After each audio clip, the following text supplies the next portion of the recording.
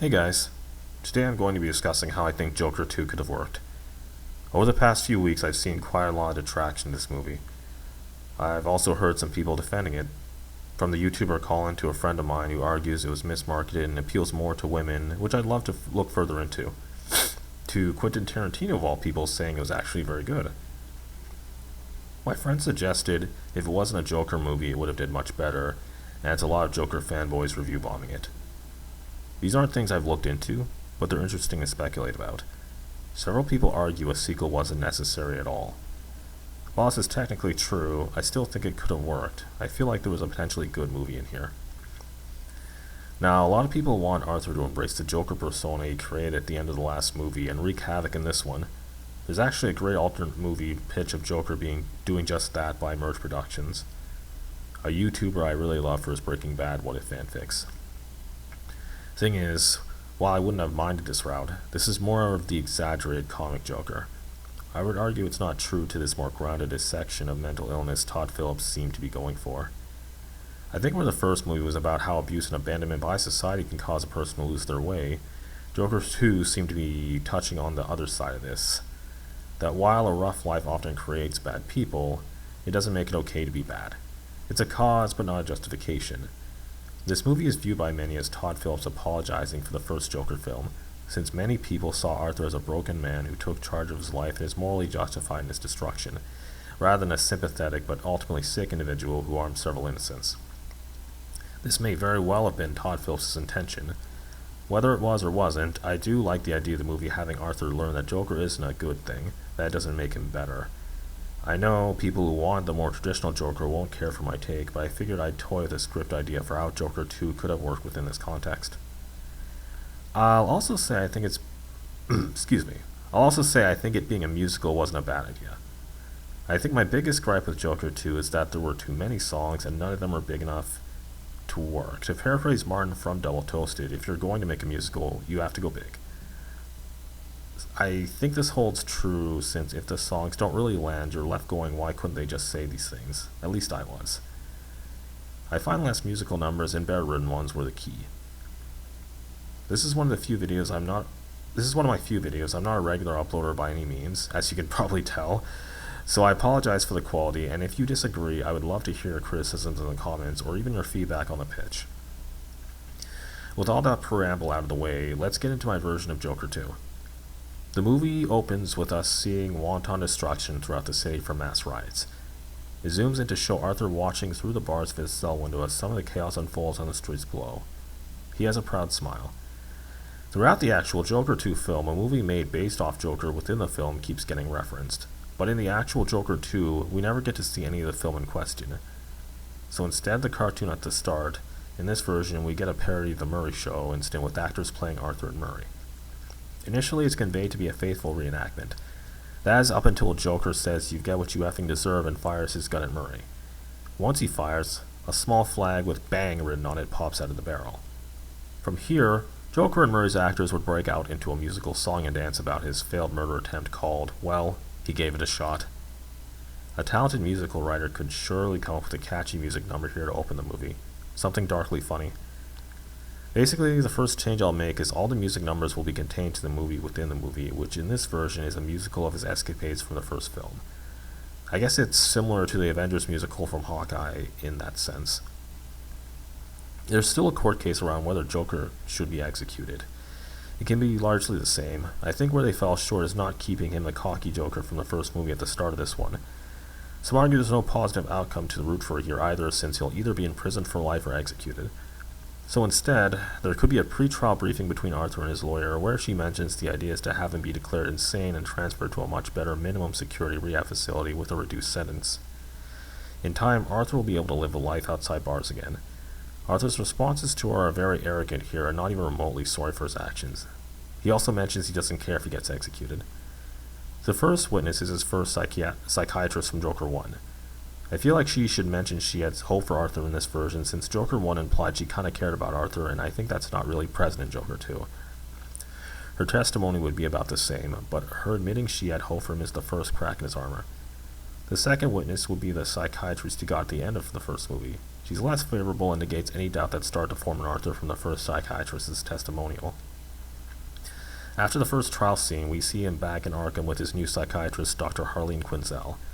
He mentions that he's not had the best experience with psychiatrists so far, and that they, like her, have nothing to fix. As he spends the session reveling in who he is, she almost seems pleased with him. She says things that imply that she actually thinks his way of thinking isn't so wrong. It would be subtle at first that she's manipulating him, and Arthur would start to feel attracted to her. After this scene, we see Arthur watching the musical movie adaptation of his prior escapades on a TV in the mess hall of the asylum. We comment at the movie's reenactment of the train scene from the first film. Arthur imagines himself in place of the actor playing him, and he imagines Harley being the one to get hit on by the young man in the place of the lady from the original movie, who's now being played by an actress. But in this version, after the boys move on to Arthur and Harley leaves the train, as they beat Arthur up, Harley comes back on with a machine gun, blowing away the three punks. Despite the shower of bullets, the third guy still survives and runs out of the train. She drops the empty machine gun and holds up two pistols. After throwing one of them to Arthur, Arthur and her begin their pursuit. This is the second musical number of Joker 2. They dance and sing as they chase the third guy throughout Gotham together, trying to finish him off. It ends in them finally catching him, cornering him, and repeatedly shooting the young man. As he falls to the ground, they continue to shoot his body while making out. It's worth noting at this point that in the universe, the musical is understandably very controversial, and this is brought up throughout the movie. How it's in poor taste despite being branded a dark comedy, and the director is under scrutiny. It's not too big a plot point, though.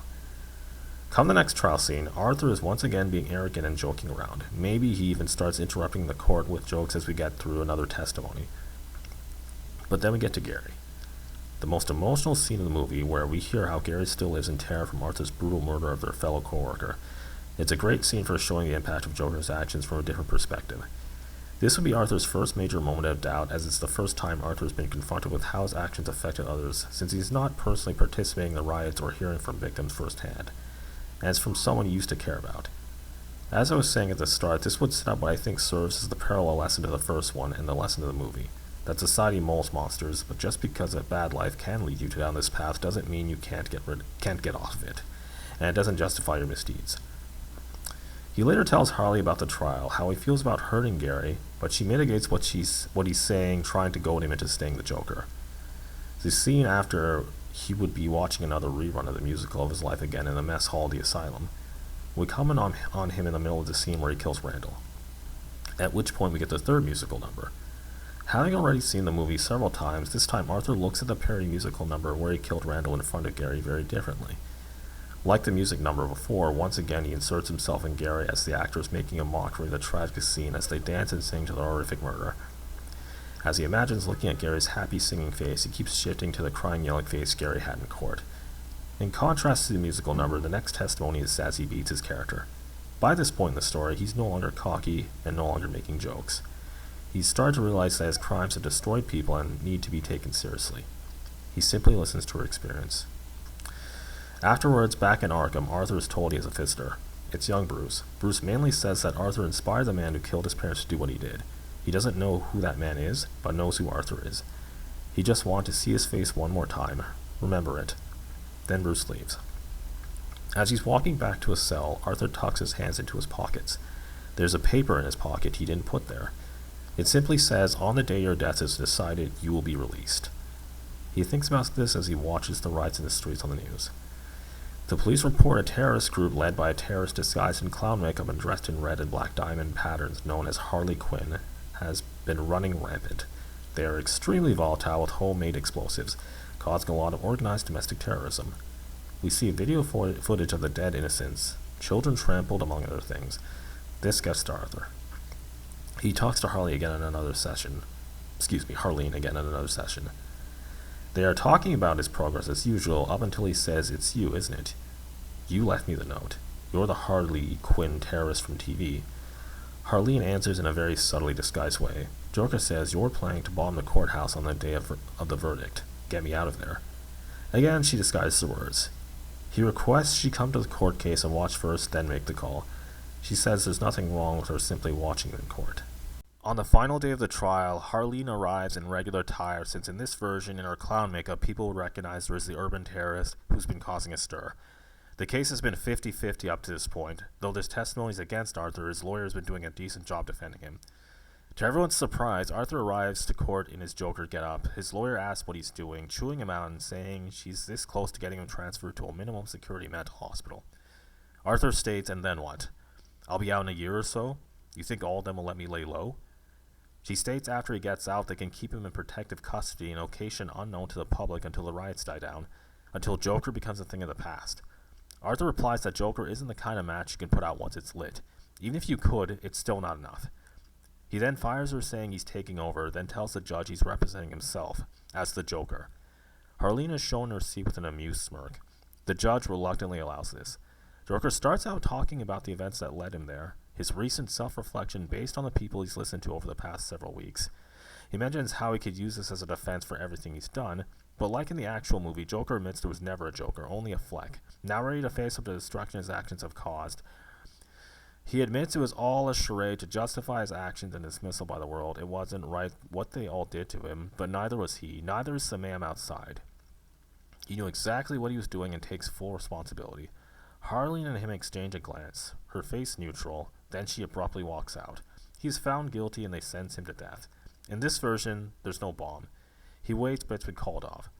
The most noble deed he could do at this point is not cause more destruction. The final moments of the movie are a montage with background music of Joker being walked to the chair while Harley and her gang get in a shot with a SWAT team. We could also have a shot of her other SWAT fans rushing through the streets to disengage the riots. We see Arthur now free of his makeup and suit and back in hospital attire getting strapped into the electric chair and electrocuted, as Harley dies simultaneously across town to a shower of bullets. The last scene is Joker's body being carted away, but the medical staff member in charge carts the corpse out of the building, loads the body into a car, and then drives off. Somewhere in an underground basement, we see the hospital staff member and several other individuals stab Arthur's lifeless body and start cutting smiles into their faces with his blood. This would be a fitting meta-commentary on how, on the people who took the wrong message from Joker. How despite his final admittance he isn't who they thought he was, and despite the court case being broadcasted citywide, people still idolized him in droves and in doing so destroy themselves. You can kill a man, not an idea. The infection that is Joker lives on. And that's my idea for how If Only a Dude could have worked. I noticed I never called it by its official title up until this point. I think it's just easier to keep saying Joker 2 for brevity. Thanks for listening. Let me know in the comments how you feel about this video. I apologize for all the stuttering. Thank you for watching.